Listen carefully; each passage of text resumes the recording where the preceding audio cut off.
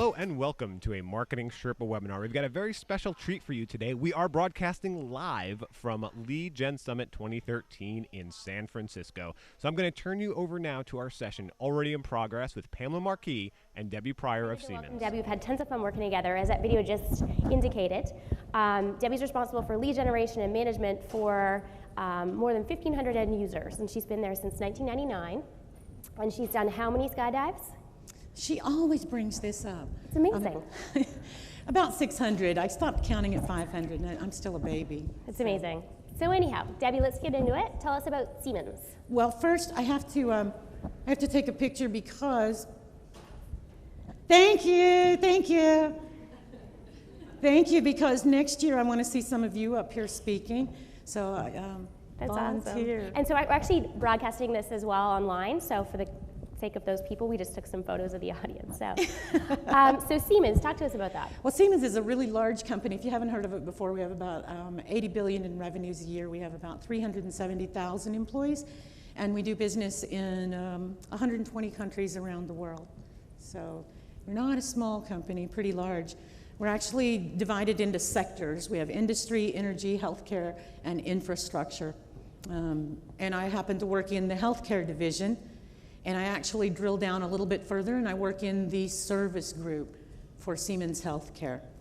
So a picture of my boss, no, not really, is Werner von Siemens, the founder and namesake of the company. Started back in about the middle 1800s with a telegraph patent. And I kind of like to say that's my BlackBerry that I carry around with me all the time, it feels like. And we really focus on innovation. That is one of the pillars of Siemens, is innovation, and always being kind of the first. In the late 1800s, invented a spectacular X-ray tube that turned the medical imaging industry on its ear. These are the guys that I work with. Well, I'm not that old, but I work with the service engineers who are out fixing the medical equipment and all of the infrastructure that it takes to support those engineers who are actually working with our end customers on small portable devices like the one you see on the screen, an X-ray machine that can be wheeled up to a patient's bed, to this one, which is near and dear to my heart. It's a positron emission tomography scanner, and it takes images of the molecular as opposed to the anatomical structure inside bodies. So it's very cool and fascinating technology. One of the things about this, though, is our customers at the hospital, in the emergency room, in the imaging clinic, can't run down to Best Buy and buy a new monitor or a new computer to put with that big piece of medical equipment, because we go through a very rigorous 510K approval for medical devices, and we're regulated through the FDA here in the US. So you cannot just go pick up a new motor or a valve and go plug it into the machine. It's a very arduous process, and we're highly regulated, which reminds me, I have to do my legal disclaimer, and God love those attorneys. I work for Siemens, but I am not here officially representing Siemens. Thank you very much. My husband's an attorney too, but not with Siemens, so I get the legal piece. So huge company, very complex product, very complex sale and service, and producing, we also have to service the product with new parts and that kind of thing, so we need to qualify those. This is a qualification step of our pillars of our whole summit. It isn't a traditional qualification. We're not going to talk about scoring or that kind of thing, although I know you have lots. Maybe next year you can share that with us. I would love to. We're going to talk about that more in the next session with Adobe, but let's jump into it about really sort of what the situation was. So our customers are at the heart of everything. They drive Siemens, if you will. They're customers running a CT scanner in an emergency room that can't be down for 10 minutes. We have service engineers to the tune of about 1,200 of them that are out at the customer sites, and they're fixing that equipment, and they're talking to the customers, they're face to face. And those service engineers become that trusted advisor of our customers. They know them, they're right there with them day in and day out. And we have about probably 400 salespeople in the medical device sales piece of it. And the salespeople are out there at the customer site maybe once or twice a year, but our service engineers are out there every day, front and center with our customers. So we came up with this, wouldn't it be great if we could ask those service engineers, they know what the customer wants. The customer wants to upgrade their software. They want to get into neurology instead of just oncology. They know when they need to buy some new piece of equipment. Theirs is old, and whatever the case may be. Those service engineers have those leads because they're talking to the customers. How can we capitalize on that? So back in 2005, we asked them to submit leads into service marketing, which is where I work. Sorry about that. So they'd submit leads on emails or on a spreadsheet, and we in service marketing would kind of turn around and email those to our sales colleagues, and great, they'd talk to the customer or not. We know that story too, and I won't go into it. So in 2009, we came up with this kind of test way to see if it would work better if we created this external website and allowed our service engineers to submit leads. And they would go to this external website and made it really easy for them to submit a lead. And then we asked our salespeople to log into that website and go grab that lead and then work that lead and report back to that external website when they work the lead. They do that, but you know, we have very complex, as Pamela said, very complex sales. And that sales cycle can be 18 months, 2 years before the customer actually buys it from the time of the lead. So sales would have to remember to go back out to that website, log in, and approve that lead. Well, what we found out happened was sales would go to that website, grab the lead, and click on an approve button, boom. And customer hadn't bought it yet, obviously, so we weren't really tracking that real well. The other piece that we put into this was for the service engineer, for submitting that lead, when the customer purchased it, we'd pay him $100 or $50 or $200, some random dollar amount. We didn't want to set the dollar amount too high that we pay them for that lead, but something reasonable. So within 24 hours, sales goes in, clicks on an approve button, boom. They get their $100 the next day. We put it on a reloadable debit card because they're submitting leads all the time. So that first year that we had that external website up, we got about 3,000 leads compared to when we were just doing the emails and the spreadsheets, we get a few hundred leads a year. 3,000 leads, woohoo, it was really successful. So we opened it up and we let anybody in the service organization submit leads. Now we've got about 6,000 employees in the service organization. And they would submit leads, and you can imagine what happened when you let a few thousand people submitting leads, and they see I could get $100 for this, and it could be my Christmas fund, and I'll make $200 or $300. So that next year, after we opened this external website, we ended up with 12,000 leads. The next year, we actually jumped to 16,000 leads. You can imagine what happened here. These leads are not qualified in any way. They're just people submitting them on a website. Our employees submitting leads. They may have talked to the customer, and the customer said, you know, we're really thinking about getting this new mammogram machine. And the lady on the phone said, we have a new pink one. Do you like pink? And the customer said, yeah, I like pink. So she submitted a lead for a new pink mammogram. Well, sales gets that, and I mean, you know what happens. 65% of those 15,000 leads got rejected. 65 out of 100 leads got rejected. Huge quality program. Huge, not quality. We were just focusing on volume and the quantity of those leads. We also put into place, somebody in their infinite wisdom put into place this, let's tie it to the service engineer's year-end bonus, and let's put a quota on them. They have to submit 5 leads and get 2 leads approved. So you can imagine the games that started happening around that. And playing the numbers game, everybody realized if I submit 5 leads and get 2 approved, that's what, 20% now. I better submit 30 leads to get 2 approved, and I'll be safe. I'll submit 40 leads and I'll get 2 approved out of that because I don't want it to impact my year-end bonus. So the quota, that obviously, that had to go. And the first time Debbie and I talked, this is my favorite thing. She called this era at Siemens with this particular program the Wild West. It totally was the Wild West, man. Anybody could submit any kind of lead they wanted for anything and then jump up and down and yell at me or someone because sales hadn't actioned their lead, and by golly, it was a good lead. So, and you can imagine the things sales said about those leads when they're rejecting 65% of them. So we had this really good concept of a program, and as Flint has talked about, so many times you learn from those mistakes, and it's what you take with that learning and what you do with it. We didn't have a closed loop system here from the lead going to sales, going back to the customer with the customer in the center of it. We didn't have that. We had this real monorail kind of process. And because of the numbers that we were talking about, we also drew attention of, you guessed it, legal and finance and regulatory. What are you saying, Debbie? You've got 12,000 leads, and 3,000 of those leads led to X number of hundreds of million dollars in revenue. And the senior vice president of sales who would say, are you telling me without your lead program, we would have sold X $100 million less without your program?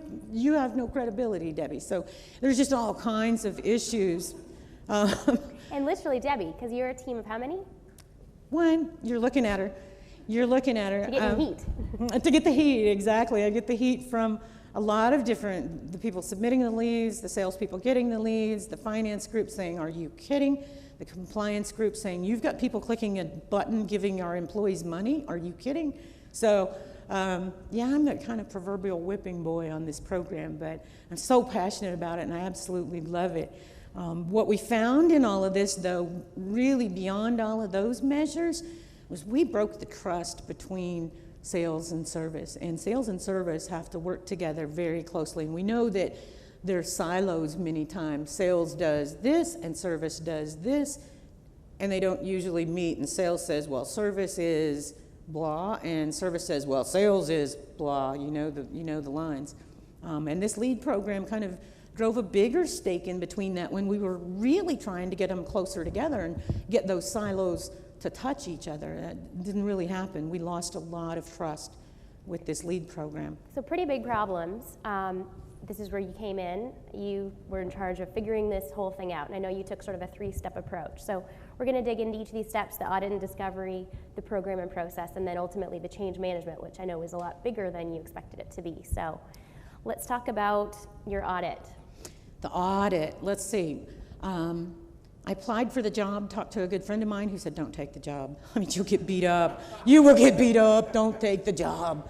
And I went, but I like a challenge. And I do, I love that challenge. So I took the job, and literally the first week I was in the job was handed a 75-page audit report with everything that was wrong with it and told, this is your first task, is to fix it.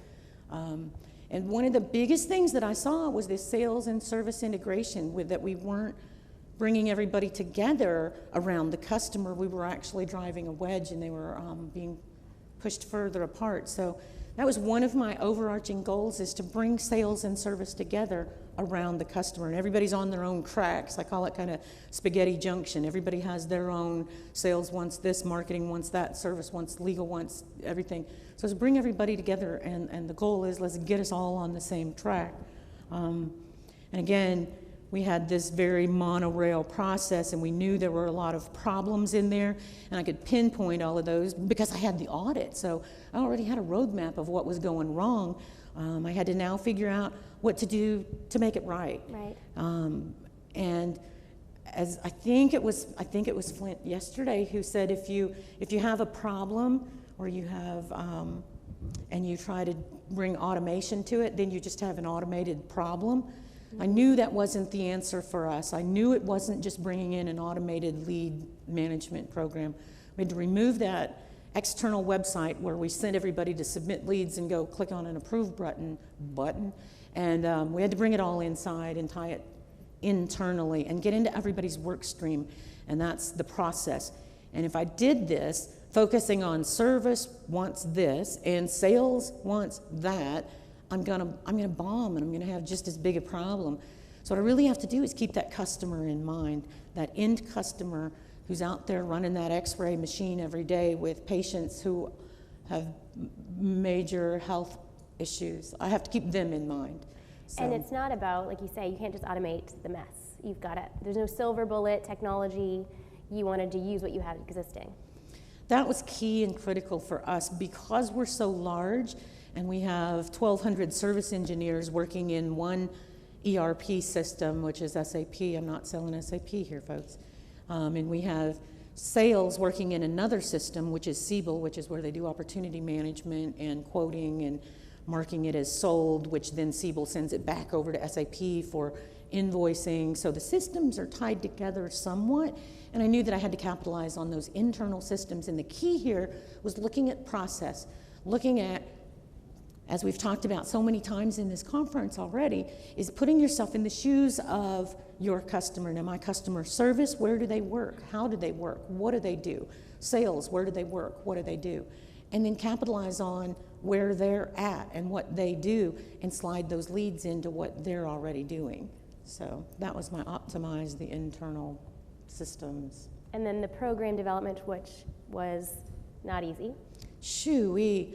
When you're talking a department of 1, I don't have an IT department of 20 behind me, and I don't have, the IT guys.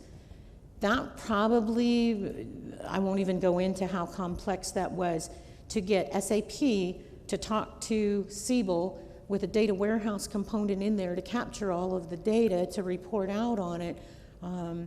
Getting all of those systems tied together was just head bobbling. I mean, just this kind of thing. Wake up at 4 in the morning with sweats going, did I remember to do this? Did I remember that? Did I tie this to that? How will this button work when you do this or that? So anyway, the next kind of biggest challenge that I knew that I had was that sales and marketing alignment, getting everybody on board to where this lead program was believable, that those leads really are quality leads. We're going to qualify them. We're not just going to throw leads over the wall, prove it to people. And I have to get them to buy into it and stand up in front of others and say, yeah, it may have been a problem in the past, but we're making it right, and we're going to make this lead program work. So that was huge. And then, of course, getting the resources as a department of 1.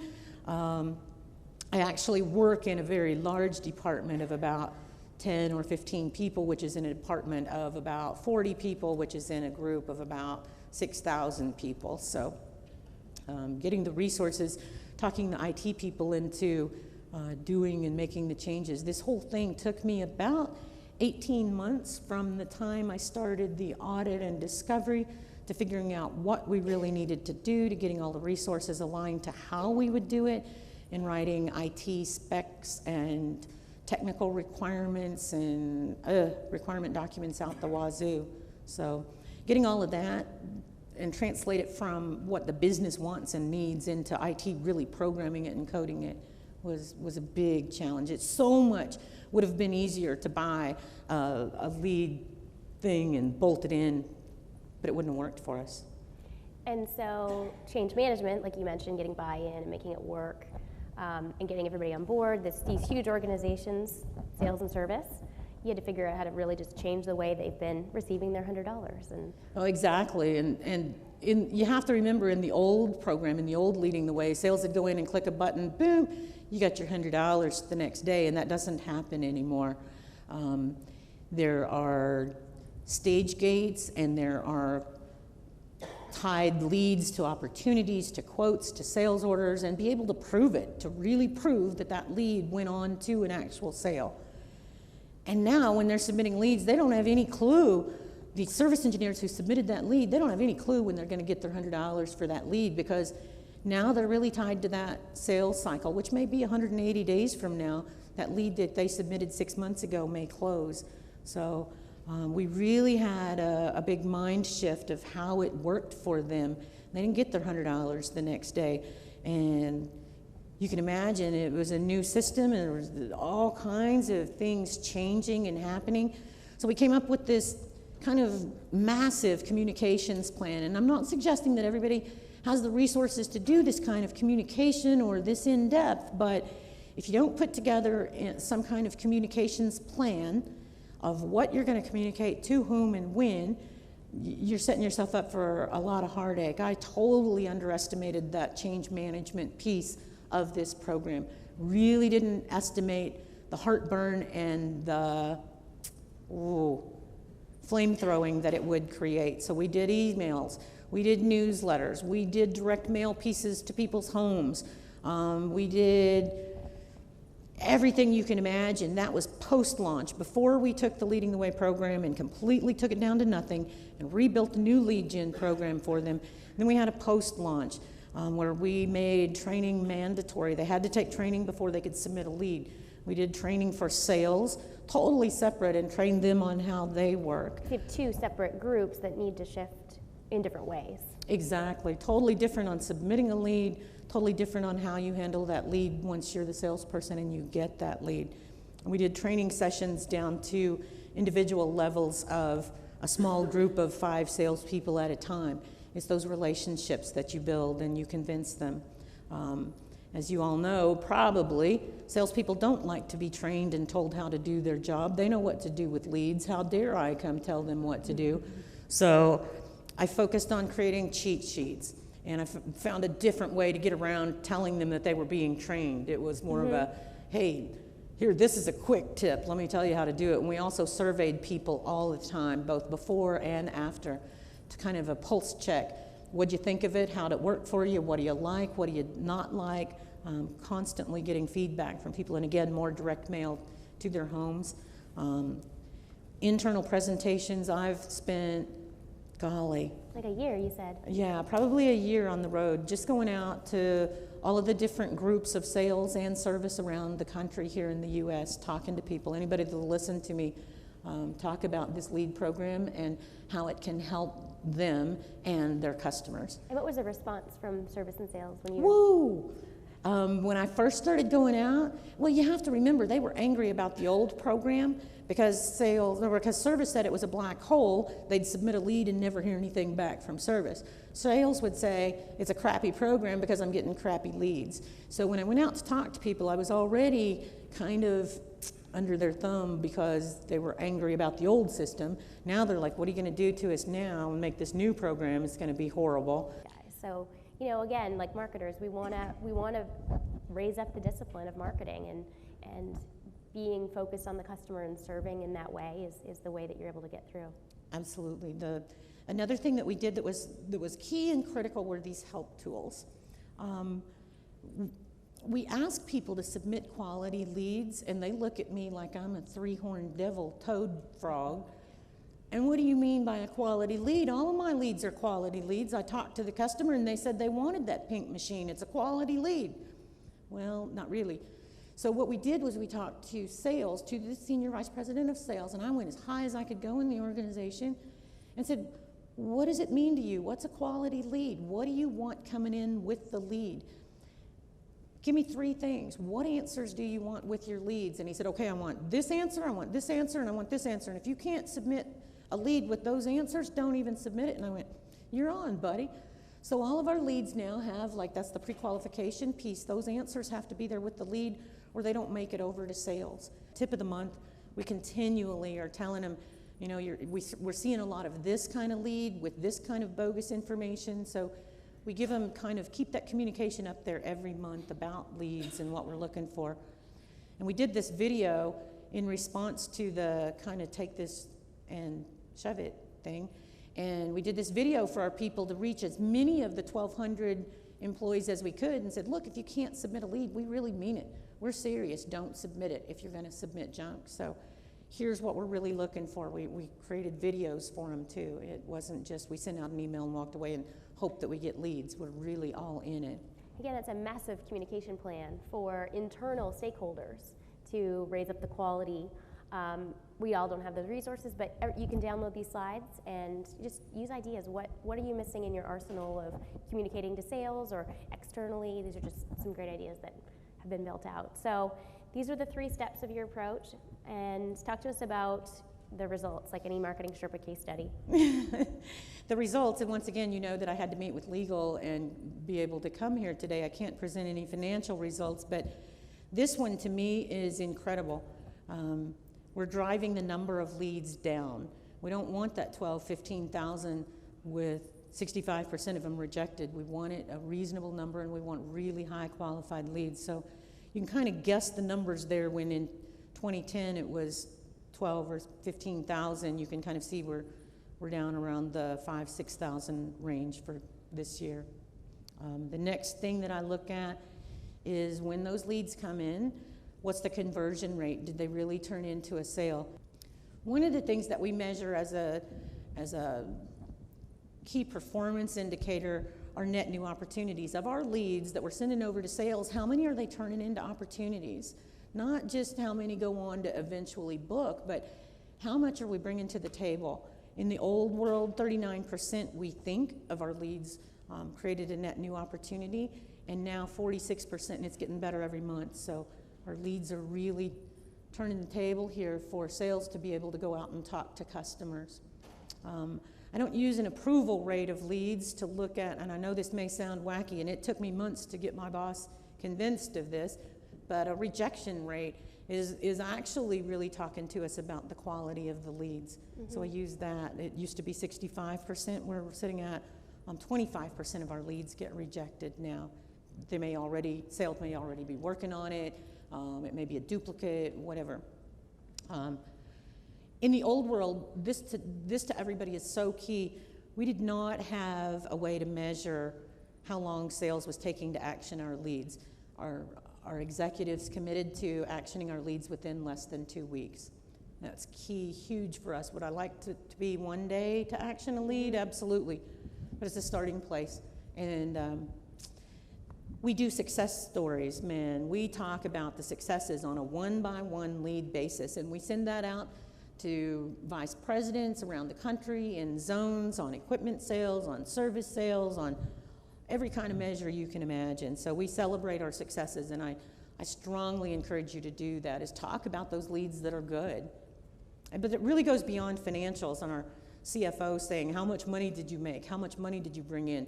When you look at that cost of the lead and the revenue, it's not even, don't even ask me, the key here is that we're rebuilding that trust between sales and service.